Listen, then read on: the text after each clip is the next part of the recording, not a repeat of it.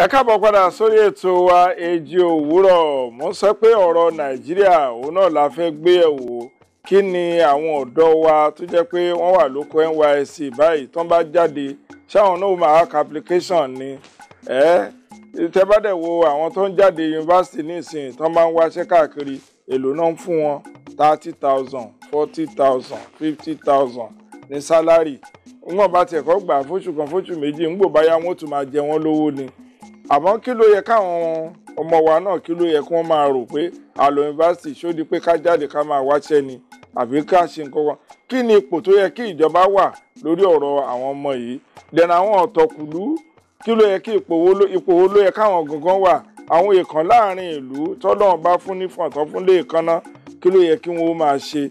Kí ni nǹkan tó yẹ káwọn ìjọba ṣe? Kí làwọn kọ̀ọ̀kan tó ti ṣe sẹ́yìn táwọn ìjọba ti ṣe sẹ́yìn tó yẹ pé ìjọba tó wà lórí àlééfà lè jí múlò nínú ẹ̀ láti lè máa fi ṣe ohun ọrọ̀ ajé àti ohun ìmúlò fún ọ̀dọ́ wa kí Nàìjíríà kó bá lè gòkè bí bó ti wà yìí lọ àti pé ká tún lè dẹ́kun gbogbo pé à ń lọ òkè òkun à ń lọ abroad à ń lọ US. Ọ̀pọ̀lọpọ̀ àwọn ọmọ wa tó wà ńbẹ̀ ẹ bèrè pé iṣẹ́ wo ni wọ́n ń ṣe. Ẹlòmíì ṣiṣẹ́ 6, ẹlòmíì ṣe 5. Wọn ò wá rí ṣe gan mọ́.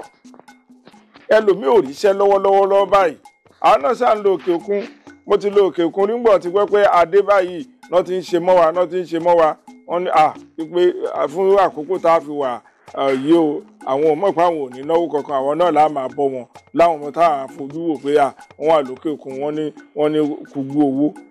Níta fẹ́ gbéyẹ̀wò lórí ètò Èjì Òwúrọ̀ rẹ o. Comrade Ajíbádé ẹ kú ojúmọ́ o. Ẹ kú ojúmọ́ olóòtú. Yes sir. Ìdí tí mo ṣe jẹ́ pẹ́yìn gangan ni mo gbé wá ni pé mo rántí pé ẹ ti wà ní inú ìjọba rí.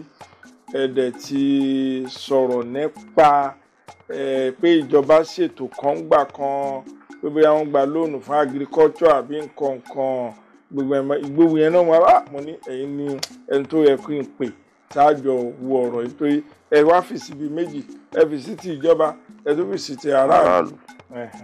Ẹ ṣe olóòtú gẹ́gẹ́ bí ìfáàrà yín nígbà tí a máa wọlé sórí ètò yìí olórin kan kọrin kan ó ní owó ń bẹ o ẹ má mà bá wọn dá ṣàkóso owó ń bẹ ẹ má mà bá wọn dá ṣàkóso owó. Ṣé rí tí ayé bá ń yí wọ́n ní ká máa bá gbà yìí ni.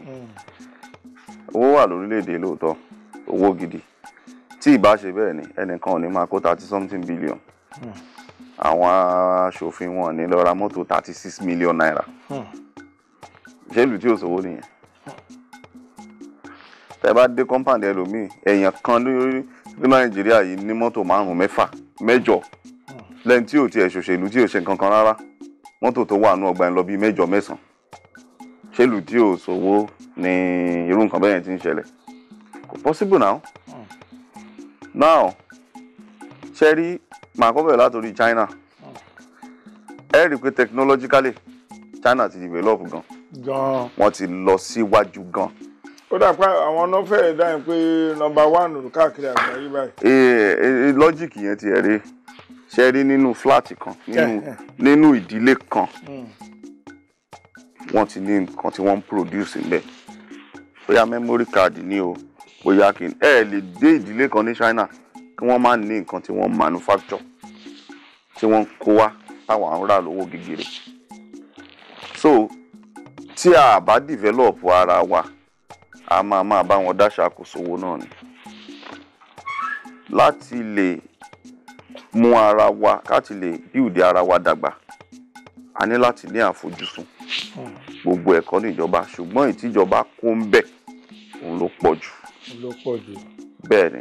Ó dà jẹ́ ká kọ́kọ́ wò báyìí ní Nàìjíríà àwọn ọmọ wa tó ń jáde wọ́n wà ní NYSC orientation camp wọ́n ń padà bọ̀ wọ́n bá parí camp yẹn wọ́n á ṣe 1 year tó bá ṣe 1 year yẹn tán wọ́n á bẹ̀rẹ̀ sí ní wáṣẹ́. Kí lẹ rò pé ó yẹ ká máa sọ fún wọn? Wẹ́ ohun tí èmi máa gbà wọn tó wà ní ibi ìsìnrú ìlú nímọ̀ràn ni pé kí àwọn fúnra ara wọn tó ẹ mọ̀ pé foundation matter. Ọ̀pọ̀lọpọ̀ ọmọ tí ó lọ kàwé tí wọ́n lọ sìnrú ìlú tí wọ́n wà lẹ́wọ̀n àìsí tẹ̀ ń sọ wọn mà láfojúsùn èmi ò